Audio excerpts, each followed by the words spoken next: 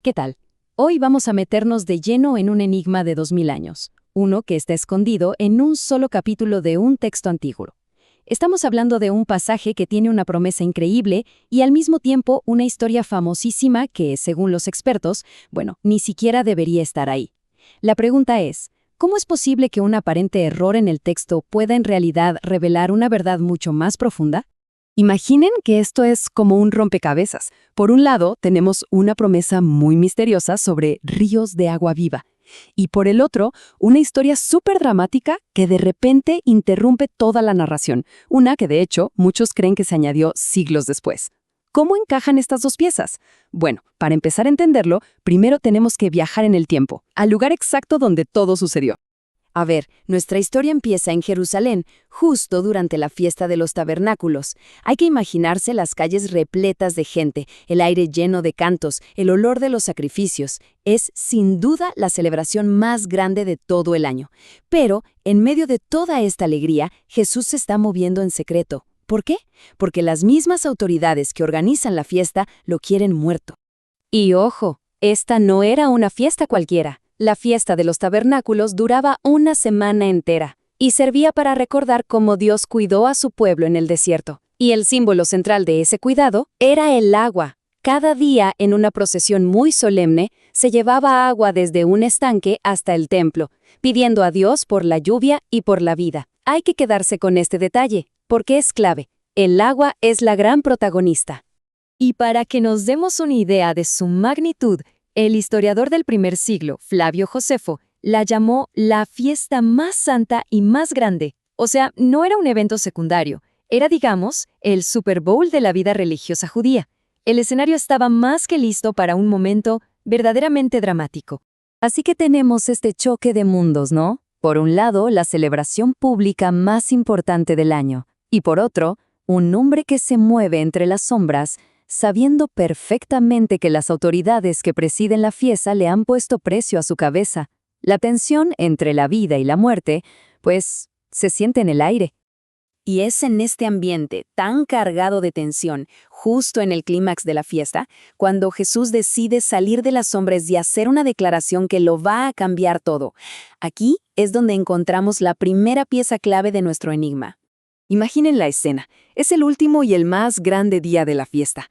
La procesión del agua está llegando a su punto culminante, y justo en ese instante Jesús se pone de pie y su voz resuena por encima de toda la multitud. Se apropia del símbolo central de la fiesta, el agua, para hacer una afirmación increíblemente audaz sobre sí mismo. Y aquí, justo aquí, es donde surge el debate que ha durado casi 2000 años. Cuando él dice, de su interior correrán ríos de agua viva, ¿a quién se refiere con su? ¿Está hablando de sí mismo o está hablando del creyente? La respuesta, increíblemente, depende de dónde pongas una pausa en el texto griego original, que no tenía puntuación.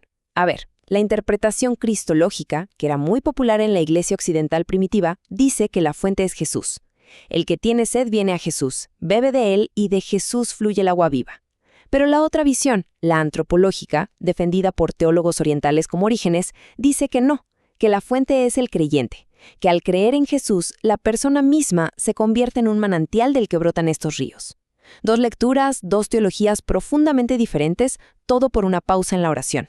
Ahora, justo cuando el texto nos deja pensando en esta pregunta teológica tan enorme, la narrativa frena en seco. De repente, la discusión sobre el agua viva queda interrumpida por una historia que no tiene nada que ver. Esta es la segunda pieza de nuestro rompecabezas, y es aquí donde el capítulo se pone, realmente extraño. De la nada nos encontramos con una de las historias más famosas y queridas de los evangelios, la de la mujer sorprendida en adulterio. Es una escena poderosísima, claro, pero desde una perspectiva textual es como si estuviéramos viendo una película y de repente metieran una escena de otra película justo en medio. No encaja. Y es que la evidencia de los manuscritos es contundente. Los textos más antiguos y que se consideran más fiables de Juan simplemente no tienen esta historia. Su lenguaje, el vocabulario que usa, todo apunta más a la pluma de Lucas. De hecho, en algunos manuscritos antiguos, esta historia aparece después de Lucas 21. La conclusión de la gran mayoría de los expertos es que fue una tradición oral muy querida que un escriba, tiempo después, insertó aquí porque le pareció que encajaba con el tema. Pero aquí es donde pasa algo fascinante. Aunque la historia probablemente no sea original de este evangelio, su ubicación actual no es ningún accidente. Alguien la puso aquí por una razón muy específica.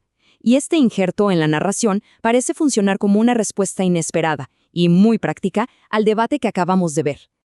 La forma en que está contada la historia es una verdadera obra de arte. Sigue una estructura concéntrica, como anillos que nos llevan a un punto central. Fíjense, empieza con los acusadores llegando y termina con ellos yéndose. La ley exige la muerte, pero el resultado es la vida. Y justo en el centro de todo, el momento que lo cambia por completo, está el desafío de Jesús. Y no es solo lo que dice, sino lo que hace. Los movimientos físicos de Jesús nos cuentan una historia por sí solos. Está sentado en la postura de un maestro. Luego se inclina, creando un momento de tensión y reflexión.